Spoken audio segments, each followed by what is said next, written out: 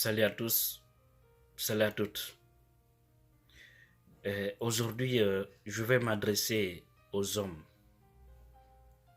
qui rejettent leurs femmes ou qui stigmatisent leurs femmes parce que tout simplement, elles n'ont pas fait d'enfants.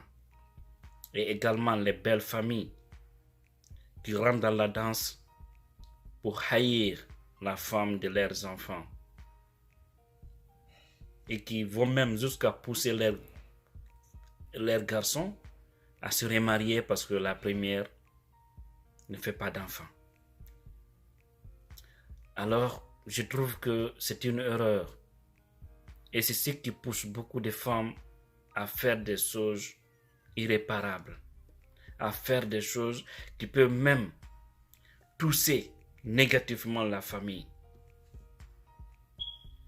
Eh bien, regardez le cas de ce Satan, Alseni Sako, un homme qui se fait passer comme étant un guérisseur qui peut aider la femme à avoir des enfants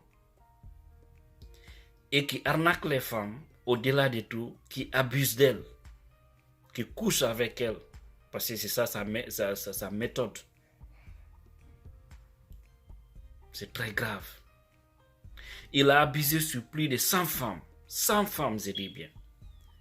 Et toutes ces femmes-là, si vous constatez, vous allez trouver que c'est des femmes qui sont allées consulter cet homme dans la plus grande clandestinité. C'est-à-dire, leur mari n'est pas au courant.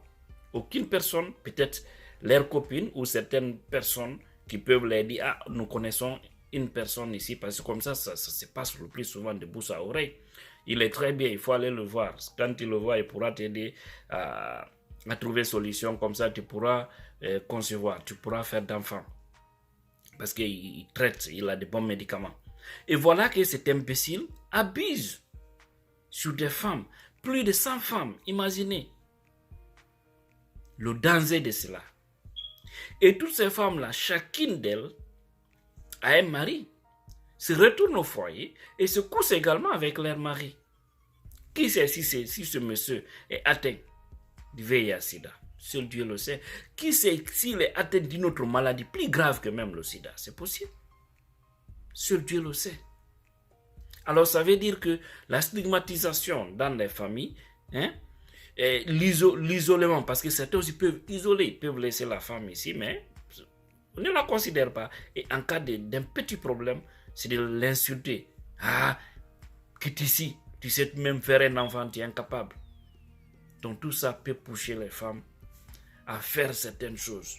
Sinon, une femme qui est à la recherche d'un médicament pour concevoir, c'est-à-dire pour faire d'enfants, si c'est en consensus, c'est-à-dire si elle s'entend avec son mari avant de le faire, elle ne peut pas accepter qu'un homme abuse d'elle. Parce que si l'homme le dit, pour trouver telle solution, il faut d'abord que je couche avec toi. Elle va dire à son mari, parce que son mari sait que oui, elle est là-bas pour un traitement. Elle va dire non. Elle ne va pas accepter. Mais si vous voyez, elle se laisse faire parce qu'elle veut surprendre la famille. Elle accepte de coucher avec des sales personnes comme ça.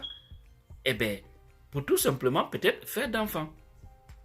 C'est pourquoi la plupart des femmes dans notre société, quand une femme est mariée, son premier souci, c'est de faire un enfant. Même s'il n'y a pas d'amour entre elle et son mari, mais son souci, c'est de faire d'enfants. Parce qu'elle est regardée à la loupe, elle est visée à la loupe. Non seulement son mari s'attend, mais sa belle famille, sa belle famille aussi attend. C'est-à-dire les parents de son mari attendent. Et aussi, ils attendent, ils sont là, ils regardent, ils observent. Même la propre famille de la femme attend. Quand elle fait 1 an, 2 ans, on ne la voit pas en état de famille. Les gens vont commencer à se poser des questions. Donc, elle a ce problème psychologique. Et c'est ce qui pousse beaucoup de femmes à faire des erreurs. D'autres même peuvent faire pire. Parce qu'elle veut passer par tous les moyens pour sauver son foyer, pour s'honorer, pour pouvoir rester dans son foyer. C'est ce qui pousse certaines femmes à faire des choses pareilles. Ne restez pas sans savoir. Souvent, on accuse les femmes. On dit que c'est les femmes qui ne font pas d'enfants. Mais n'oubliez pas aussi qu'il y a des hommes qui sont stériles, qui ne peuvent pas concevoir, qui ne peuvent pas faire d'enfants. C'est pourquoi quand il y a un tel problème dans un couple, vous faites 1 an, 2 ans, 3 ans, il n'y a pas d'enfant, le mieux, allez-y vous faire consulter tous les deux pour voir qui est le véritable problème. Vous pouvez aussi tous avoir la chance de faire des enfants, mais ça trouve que vous n'êtes pas compatibles. Il y a tout ça. Ça trouve que vous ne pouvez pas faire des enfants, mais pas parce que vous êtes stérile. Il y a des cas comme ça. Il y a des cas comme ça. Donc dans ces cas, c'est des choses où vous vous séparez, chacun va chercher sa femme et son mari à part, ou bien vous acceptez de vivre comme ça parce que vous vous êtes choisi et vous vous aimez.